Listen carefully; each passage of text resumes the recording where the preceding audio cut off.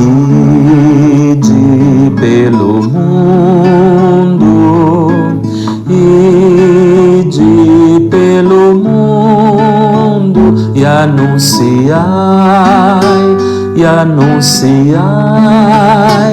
o Evangelho a toda criatura. Olá, meus queridos irmãos, queridas irmãs, na graça do Deus da vida, juntos estamos novamente para celebrarmos em comunhão com toda a Igreja a liturgia deste 11º domingo do tempo comum. Estamos no dia 14 de junho de 2026 e nesta caminhada de evangelização da Igreja neste período, nós fomos convidados como batizados a participar ativamente dessa ação evangelizadora e na consolidação deste reino de Deus que a partir das propostas do Evangelho, da Palavra de Deus, nós vamos enriquecendo e aprofundando a nossa consciência cristã e dando a nossa direta contribuição para que o Evangelho se torne vivo no coração de todos nós, tá certo? Maravilha.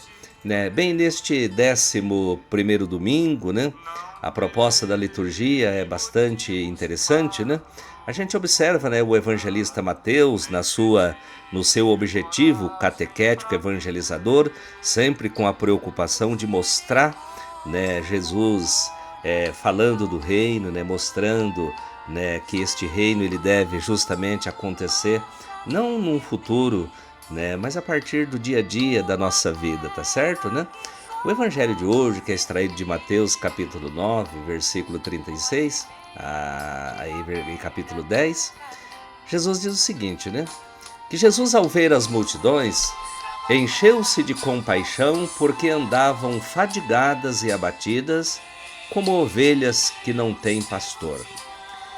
Jesus disse para os seus discípulos: a messe é grande, mas os trabalhadores são poucos. Pedi ao Senhor da messe que mande trabalhadores para a sua messe. Depois Jesus chamou a si os seus 12 discípulos e deu-lhes poder de expulsar os espíritos impuros e de curar todas as doenças e enfermidades. São esses os nomes dos 12 apóstolos. Primeiro é Simão, chamado Pedro, e André, seu irmão, Tiago, filho de Zebedeu, e João, seu irmão, Filipe e Bartolomeu, Tomé e Mateus, o publicano, Tiago, filho de Alfeu, e Tadeu, Simão, o cananeu, e Judas Iscariotes foi quem o entregou. Jesus enviou esses 12, dando-lhes as seguintes instruções: não sigais o caminho dos gentios, nem entreis nas cidades dos samaritanos. Ide primeiramente às ovelhas perdidas da casa de Israel. Pelo caminho, proclamai que está perto o reino dos céus. Curai os enfermos, ressuscitai os mortos, sarai os leprosos, expulsai os demônios. Recebeste de graça dai também vós. Palavra da salvação. Queridos, que proposta maravilhosa, é este evangelho que acabamos de proclamar. A mensagem central do evangelho de Mateus, capítulo 9, versículo 36, é o chamado à compaixão e à ação missionária. Jesus, ao ver as multidões exaustas e perdidas, Jesus não fica apenas sensibilizado. Ele toma a iniciativa de curar, de instruir e convocar os seus discípulos para dar continuidade à sua missão. Aqui a gente vê o coração de Jesus sendo manifesto de uma maneira muito linda, Jesus sentindo compaixão ao ver o povo cansado e abatido como ovelhas que não têm pastor.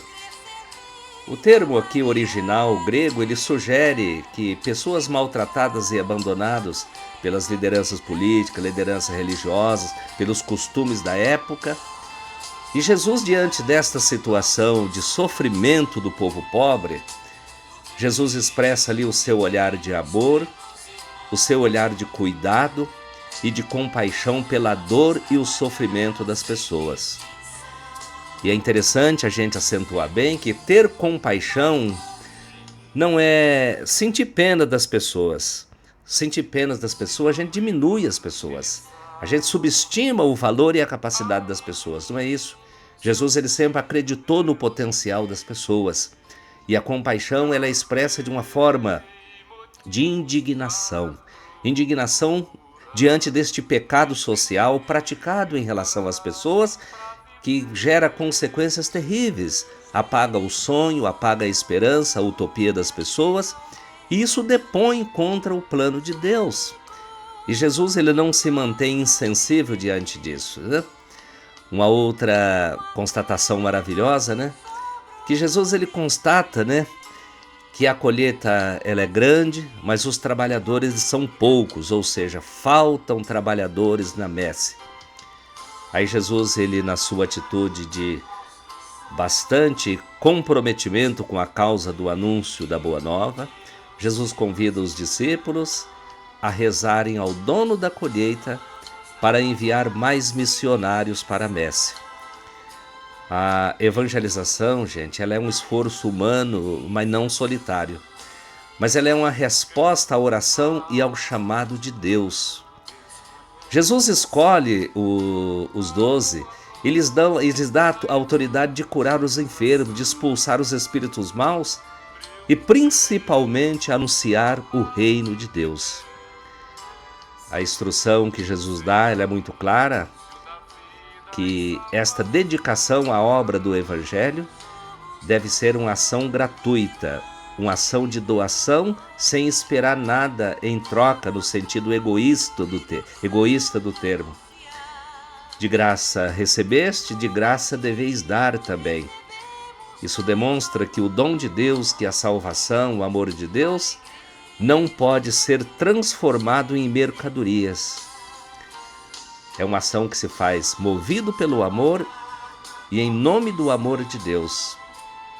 E é claro que isso aqui é uma crítica muito direta àqueles que de maneira muito equivocada utilizam a religião, utilizam a palavra de Deus para poder persuadir aquelas pessoas geralmente indefesas, mas movida por um interesse muito particular e egoísta.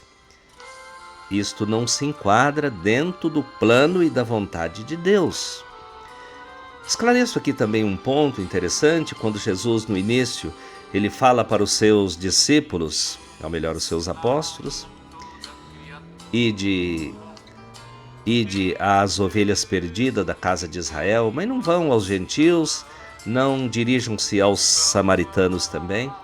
É interessante, gente, a gente entender que Jesus aqui ele não está excluindo as pessoas, dizendo que o evangelho é coisa de um grupo, de alguns poucos. Não é esse o sentido, não. Esse evangelho ele está sendo direcionado a uma comunidade exclusivamente de pessoas que eram judias, né, para o povo judeus. E os judeus eles eram marcados por uma tradição muito forte na questão da tradição religiosa, dos costumes deles, etc. Eles entendiam mesmo, né, era uma questão cultural, de que eles eram o povo escolhido de Deus e que eles faziam parte desta família de Deus, e quem não era judeu não fazia parte dessa família de Deus, né?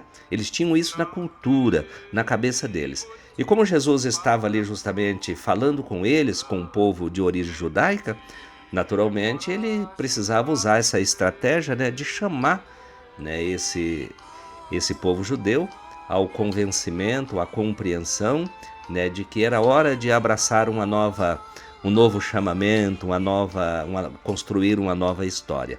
Então Jesus ele fala ali de as ovelhas perdidas, que também entre os judeus existiam aqueles que eram excluídos, aqueles que não tinham espaço, né, dentro da religião tradicional deles, né? E Jesus ele está se dirigindo a esta comunidade judaica, chamando a fazer parte desse grande grupo, né, de missionários, de seguidores da sua proposta, para que o reino de Deus pudesse de fato, de uma maneira ampla, acontecer. Que esta liturgia, né, do 11º domingo do tempo comum, em que todos nós somos chamados a celebrar, a rezar em comunhão com toda a igreja, possa ajudar a cada um de nós a amadurecer cada vez mais a nossa fé e entender que enquanto chamados, enquanto batizados, nós temos um compromisso perante o mundo, um compromisso perante Deus, um compromisso diante de nós mesmos, de que nós devemos nos imbuir deste sonho de Deus, deste amor de Deus e sermos então propagadores através de gestos muito concretos e simples de que Deus ele está presente na nossa existência. Somos chamados a sermos felizes e a viver a vida como um grande dom, que é um dom de Deus. Mas a vida de Deus a gente faz acontecer na medida que nós assumimos e vivamos com o coração aberto, com essa disponibilidade para amar assim como Jesus amou. Desejo a você e a toda a sua família uma santa e abençoada semana e que juntos possamos estar cada vez mais comprometidos com esse chamado de Deus de ajudar a igreja, de ajudar o mundo a ser um mundo marcado pelo amor e pelo sonho de Deus. Que Deus abençoe a todos e muita paz.